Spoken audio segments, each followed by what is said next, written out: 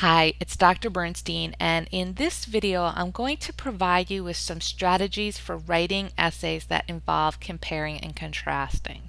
You know that this essay you're working on now involves comparing Gandhi and King. If you're choosing option one, you're comparing how King and Gandhi used dramatization in order to achieve their goals. If you chose option number two, you're focusing on comparing how both Gandhi and King sought to bring about change not only within the system, but within the individuals who were oppressed by that system. So you have to compare the two of them. And so what I want to do now is provide you with the strategies that will enable you to do that. And I just want you to keep in mind that these are strategies that you can use in other types of essays and projects as well, beyond our class. Sometimes a professor won't say it's a compare contrast essay, but if you're really going for that pushing your thinking, trying to take your thinking to the next level, you're going to go beyond just talking about one idea to comparing and contrasting ideas or individuals or items. And you'll notice that smart people, that's what they tend to do. They compare things. They say on one hand this, but on the other hand that, or you know, sometimes even it's a matter of you might be writing an argument in favor of something, but you might bring up what the opposition believes as well. These are hallmarks of smart people. So I want you to have these strategies at your beck and call.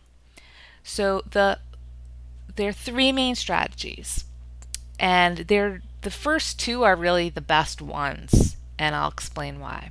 So the first strategy is to compare and contrast the two items, ideas, or individuals within the same body paragraph. So that way, you can see that the reader can look at the two ideas or the two individuals within that same paragraph. So here's an example of a topic sentence that you could create for such a paragraph. Both King and Gandhi used the dramatic length of their nonviolent demonstrations to achieve their goals. So the reader knows right away, okay, you're talking about both of these individuals in this paragraph. It's relating back to the thesis statement about the importance of dramatization, and it's focusing on a particular aspect of this dramatization, and that's the length. So you want to watch out when you're writing this essay that you're focusing on one key point related to your thesis in each body paragraph. So if you use this approach in general, you want to use it throughout. So you would have three body paragraphs, and each one would compare, contrast King and Gandhi, in the same paragraph. This is a really great approach. There's one drawback to it. Sometimes people, if your focus isn't narrow enough, you'll wind up with these gigantic paragraphs that are unwieldy. Now, there's not some students get nervous about having long paragraphs. I'm talking, it is perfectly fine to have a paragraph that's 1 page or 1.5 pages double spaced. That's fine. But you don't want something that's too long, because that means your focus isn't narrowed down enough. Or the other problem is that you don't get in enough detail about each individual within the paragraph. So it sort of depends on your essay and the focus of your paragraphs.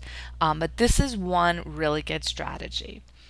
The other really good strategy is to have a paragraph devoted to one item, idea, or individual, and then in the next paragraph compare contrast it to the other item, idea, or individual. So this sometimes is the best solution for people, because it gives you that whole paragraph to focus on one person. You're going to relate that one person back to the other person, but you can really focus on that one person in the paragraph. So I want to give you an example of how of what the topic sentences for these two paragraphs might be like. The dramatic length of Gandhi's Salt March played a critical role in helping him start moving his fellow Indians forward in their quest for self-rule. Okay, this is a good topic sentence because it states the main point of this paragraph. The main point is the dramatic length of the march and that it somehow helped motivate his fellow Indians to seek their independence. That's the main point. And it is relating back to that larger thesis about dramatization. Then the topic sentence for the next paragraph could be, likewise, the remarkably long duration of the bus boycott in Montgomery helped King achieve his goal of liberating Americans from the destructive forces of segregation. So what I like about this topic sentence is that it starts with a transitional expression, likewise. So you're guiding the reader from the previous paragraph to the next one, and you're pointing out that they're similar. And again, you've got the remarkably long duration, so we know what that's focusing on, what the paragraph's focusing on, and how it's related to helping King achieve his specific goals. So this is also a really good strategy. I don't think that there's any known off the top of my head drawback to it. Just the one thing you want to be careful about is you want to make sure that those two paragraphs are really truly connected. You want to be truly comparing and contrasting, and probably in the second paragraph, that's where you're going to want to refer back to Gandhi if that's how you're ordering it, because you want to emphasize, you want to remind the reader that they were both using these forces of dramatization to achieve their goals.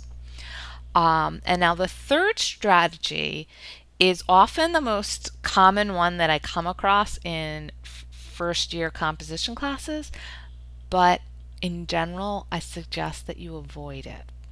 Okay, so sometimes people will have two paragraphs on one item, idea, or individual, and then two paragraphs on the other item, idea, or individual. What's the problem with that? It can often wind up being like, whoa, this is two different papers here. The comparing elements are so far apart from each other that it's just not clear. But yet, for some reason, I see this a lot if I don't tell people about it ahead of time. So you want to avoid that approach. And you also want to avoid, for the most part, unless your professor tells you otherwise, a sort of summary paragraph on one person, a summary paragraph on another person, and then a paragraph that compares and contrasts them. Because if you're writing a college level essay, one of the hallmarks of a college level essay is that it's persuasive, it's argumentative for the most part. Some assignments, like what we've been doing earlier, are more about writing a summary. But if you choose that option I was just describing of one idea in one paragraph, one idea in another paragraph, you're basically summarizing the ideas, and then you wait till the next paragraph to analyze them. It's just making your professor wonder, like, oh, why is he or she just writing summary? So the two strategies that I recommend are the first ones in this video. And again, if you have any questions, feel free to raise them on the discussion board or email me.